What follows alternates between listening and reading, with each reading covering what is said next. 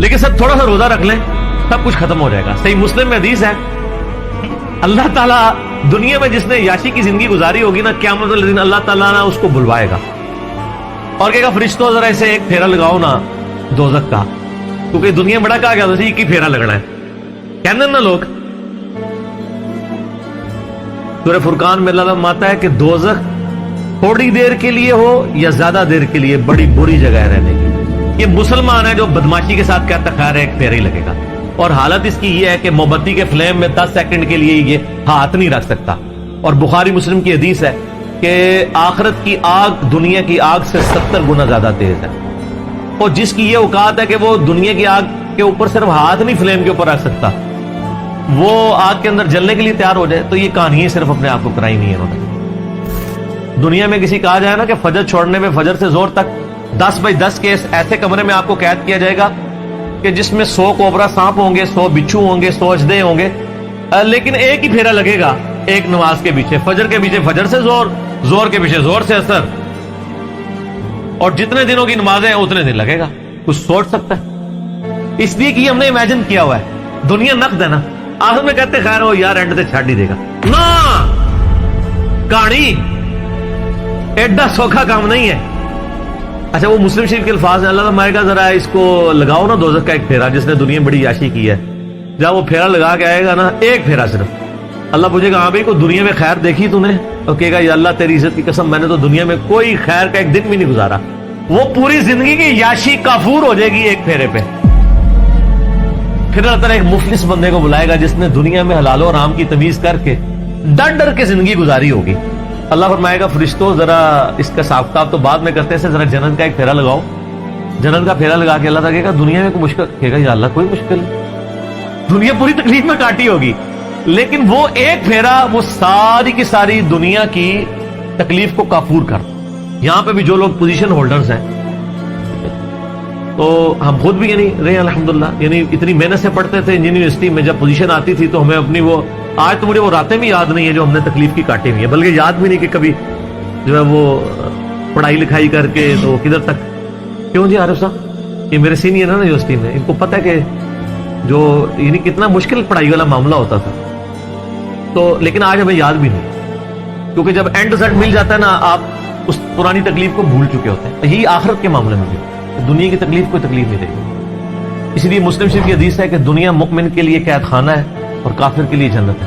قید خانے میں تو یاشی نہیں ہوتی سر, قید خانہ ہے اس لیے کہ آپ نے اللہ کی مرضی کے مطابق چلنا ہے. تو یہ واقعی حقیقت ہے کہ اللہ تعالیٰ نے آخرت میں ہر وہ چیز رکھی ہوئی ہے جسے دنیا میں روک دی.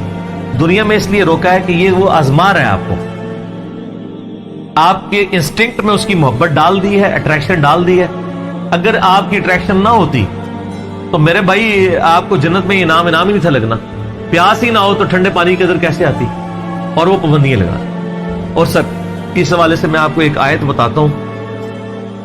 آیات تو سر اس کے اوپر اتنی ہے کہ میں گھنٹوں فی البدی بول سکتا ہوں. میرا مسئلہ نمبر 50 ہے دنیا کی مذمت, رزق حرام کی مذمت, دنیا پرستی کا انجام اور اس کا علاج. وہ آپ اگر دیکھیں اس میں میں نے قرآن حکیم سے کراس ریفرنس پہ 11 آیات کور کی ہیں اور 17 حدیث بخاری اور مسلم سے, جن میں میں نے ایک آیت یہ سورہ الزخرف کی بھی کی تھی جس میں اللہ تعالیٰ نے ایک بڑا عجیب و غریب, قرآن میں جب میں نے یہ پہلی دفعہ آیت سنی تھی نا میں ہل گیا تھا کہ قرآن کس لیول کے اوپر جا کے چیزوں کو ڈسکس کرتا ہے.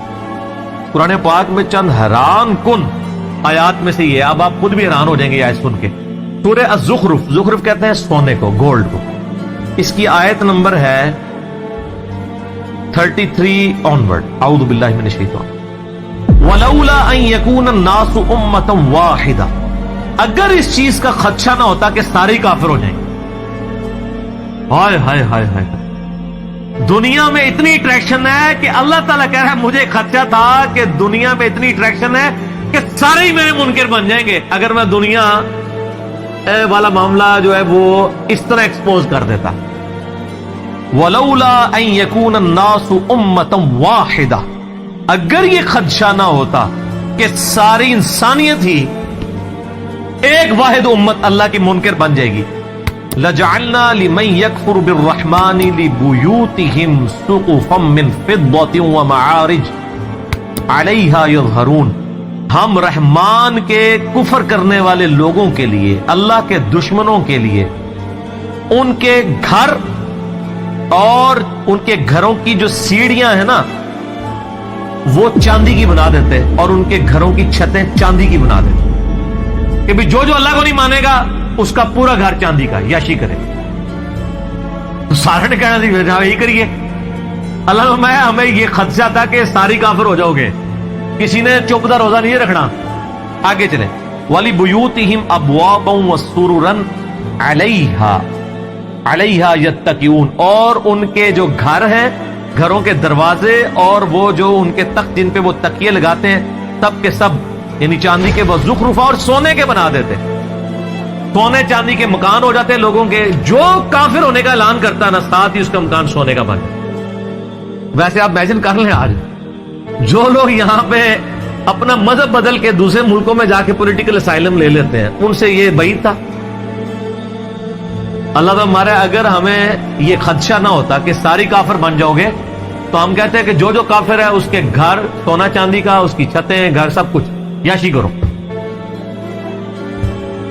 وَإِن كُلُّ ذَلِكَ لَمَّا مَتَاعُ الْحَيَاةِ الدُّنْيَا، لیکن یہ سب نعمتیں دنیا کا متاع ہے۔